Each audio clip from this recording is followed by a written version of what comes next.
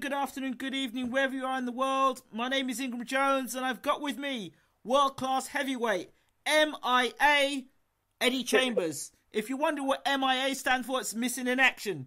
Eddie, how are you? I'm good, man. I'm good. I'm trying to get back in action. That's what I'm trying to do right now. Eddie, what happened? You signed with Al Heyman. You had that fight that nobody got to see. And what's going on? Well, right now, it's looking like we might get pretty much about to be signed to deliver with another possible situation. I don't want to talk too much about it because I want to change it. I don't want to say something a little too soon. About the bout, but I may have something coming possibly as soon as next month. Okay. Yeah, but as far as me, that's all I really want. You know what I mean? I just want to get a good quality fight. And it is a quality fight that they're talking about, so I would absolutely love to get it because, it gives me opportunity to get back where I want to be. Okay, a few things we need to clear up. First of all, the Ustinov fight. People say that Ustinov fight was you were offered the Ustinov fight, but you rejected the Ustinov fight because you didn't fancy it. Can you clear that up?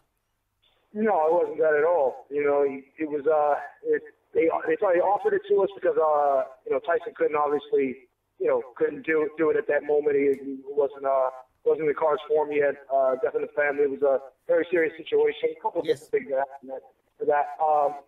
But they offered it, but took it off the table. Soon after we were discussing it, we were trying to, we only had a day, to go over it and look at the pros and cons. But, as soon as they put it on the table, they took it off. And, that's why it went. Okay, Eddie, you're not getting any younger. Big fights are what you're going to need. And, speed and reflexes are something that you rely on. Are you not concerned that as the time ticks by, your career dwindles by that as well? Well, that's obviously you don't want to get old overnight, No. and that's the saying, but it obviously doesn't happen overnight. But I feel like I'm as good as I've ever been. I feel that my reflexes are still there. I'm still able to do the same things that I've always done. Just I think at a little bit better skill level at this point. Have more information and behind me at this point, so I can kind of do some things, and I've learned some things over the years to help me kind of maybe compensate for slight drop in athleticism. But I don't think there is a slight drop, to be honest. I still feel as good as I've ever felt. I've taken care of myself. I've been taking many punches, so but it is. I don't want to be around forever. I don't fancy a 10 more year career. I don't think there's many Bernard Hopkins, and besides the fact that Bernard started a little later than I did, me turning professional at 18, having a 30-something year career, I don't think I fancy that at all. So what we're going to do is we're trying to get the fight as soon as possible. We're not trying to, do the journeyman thing for too much longer, if ever. I want to get into the meaningful fights as soon as possible. Okay, a couple of things here. Your thoughts on your good friend Dave Allen versus Richard Towers? Your thoughts about that fight? You know what? Dave has so much talent, so much ability. I just like to see, I'm glad to see him get an opportunity at a bigger fight. I think he's going to do great. He has a whole lot more than a bunch of shit. Like I said, he has a lot of talent. He has the ability to be a world class. I just want him to see him obviously continue to work hard and do the business. Come fight him. I mean, he's talking about he's going to go out there and box Richard Towers, but I thought his best bet would have been to step inside of Richard Towers and hit him as hard as he could, as quick as he could, to remind him of the Lucas Brown fight. Well, yeah, I mean, it's a little bit, but Dave can box a little bit. Dave, I think, he's underrated. Well, not a lot of people know about him, what I mean, as far as, outside the UK, but he's underrated as far as skill level in boxing. Yes. He has ability. It's just Dave, when he gets in the ring, he wants to hurt guys. And I don't think he takes into consideration that he can box as much. He has a little bit of that James Toney kind of thing going on for him. I know it's kind of crazy saying it. A British white guy has that, but he does have a little something like that with him, and he can punch.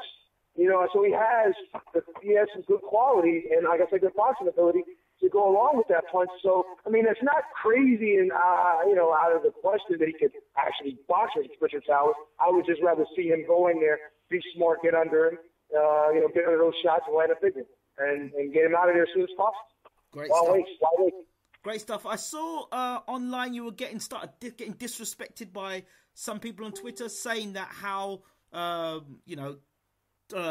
could knock you out in a round and this and that. What are your responses to people keep putting your name against David Haye and stuff like that? Well, it's nice. It would be nice to have an opportunity like that to fight David Haye. I think he's got some great things over his career. Not so great things as well. But people keep mentioning that because they see the skill level and they want to see. And then there's other people. My people that are supporters of me. Mentioning my name with David Haye and why he's not fought me and all those things. But at the end of the day, I really don't mind. I don't really mind. If I get a meaningful fight, I don't care. I almost don't care who it is. Okay, when you say meaningful, are we talking top 10 or are we talking top 20 here, Eddie? Just something to get me in the title conversation. It could be, honestly, I wasn't even rated in the top 10, and the guys I was fighting probably wasn't even rated in the top 50. So, it was difficult to land those major fights. It's difficult to land major fights. So if I can get somebody in the top 20, that's a damn sight better than what I've been getting recently. I tell you a fight that would be quite interesting to see, yourself versus Lucas Brown. I mean, look, he's a world champion now. That would be an awesome opportunity to fight Lucas. I like Lucas. He's a nice guy. But, this is business. And, if the opportunity ever would come to pass, I would love to take it. As you know, Huey's fighting Aguilera. Yeah. Your thoughts on that? You must know who Aguilera is, so... Oh, of course. What are your thoughts on Aguilera and what he brings to the table for Huey? I think he's a pretty good fighter, actually. I think he's a very good fighter. I think he's a good fighter as well. I saw what he did against Brazil. I saw what he did against, what's the other guy? Gerald Washington. Against Adamek. Adamek had him on his feet in the first or second round, and he came back and he gave Adamek a good what for. So, I mean, this guy can fight. He's no mug. Yeah, he's tough. He actually has better boxing skills than people give him credit for. I just think his problem is he can be a bit lazy. And I say that loosely because, a lot of people say I'm lazy, but that doesn't necessarily mean that he doesn't train properly just because he looks a certain way. But he lets his weight sit up a little too high, maybe. He needs to be a little lighter going into his fight, and I think he'll be an even bigger threat. So he's about to face Huey, and he's and Huey, in my opinion, is probably one of the best, if not the best young prospects coming up. And I just don't think, no matter how good this guy is at this point in Huey's career, I don't think he's going to be able to stand much of a chance in that fight. Aguilera's got a great left jab, though. He really does use his jab very well. Yeah, he does. He's smart with it. Like I watched him fight Gerald Washington, and I didn't get to see much of the Brazil fight, but I seen the Gerald Washington fight. He did some good things in that fight with his jab. Yes. But it's just with Huey, he's very slippery. And I know him because I've been there with him. And I'm not saying it just because he's family and nothing like that. I'm just saying it because I really believe in this kid's ability. He's very, very difficult, especially he's a big kid. He's 6'6", and he's very, very crafty, and there's a lot of good things. I just really don't see it being, that big of a challenge. I don't see that big. It's definitely going to be a bigger challenge. It's probably the biggest challenge in Hugh's career, but I just don't see him being able to stand in there too long. Not saying that he's going to get stopped, but I just don't think it'll be much of a match, to be honest. Finally, because I know you got to go. Martin versus Joshua. What do you know about Charles Martin, and how do you see that fight goes? Hello? Hi. Yes, reception's getting back. Yeah. Can you hear me? Yeah, I can hear you. Yeah, sorry about that. I'm here with my guys. I was about to change guys. I'm sorry. But go ahead. Say it again. I'm listening. Charles Martin versus Anthony Joshua. That's, you know what? I was going to get to that. I didn't even think. I don't know why I thought. I didn't think you were going to ask me that question. But, that's I don't say that's a pick 'em fight. Martin is, looking at the last fight he had, really didn't see much from it. It wasn't a whole lot. But it was, there's still things I've seen in him. And him being a southpaw and big southpaw, and these guys will look each other in the eye.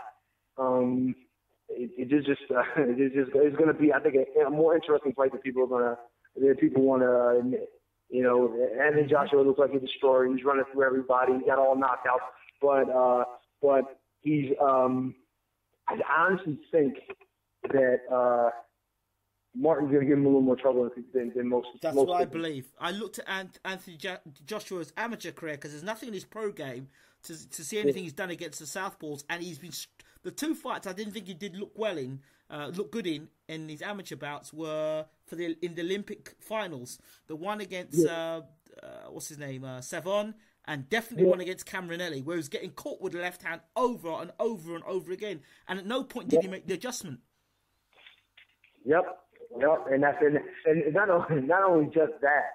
You know, and these guys, he can box. He's a little more athletic than, you know, he gives credit for, too. And he's a puncher. He's a pretty good puncher with the left, being that left hand. So it's gonna be something to see. It's not gonna be just as easy like, you know, Anthony Joshua was just shooting just now for that world title that Martin had. But I do think Anthony Joshua is a pretty special talent. But we're gonna see just how special coming night that fight takes place. Okay, Eddie Chambers, do you have a message for your fans before we disappear? Oh yeah. Just keep supporting me. I'm going to be back in hopefully sometime next month maybe, and just want to do well and you know, make those supporters proud and my people proud too, especially the ones that I'm here training with right now. Okay, Eddie Chambers, thank you so much for talking to Bayloric TV. No problem, man. Thank you. All the best. All right.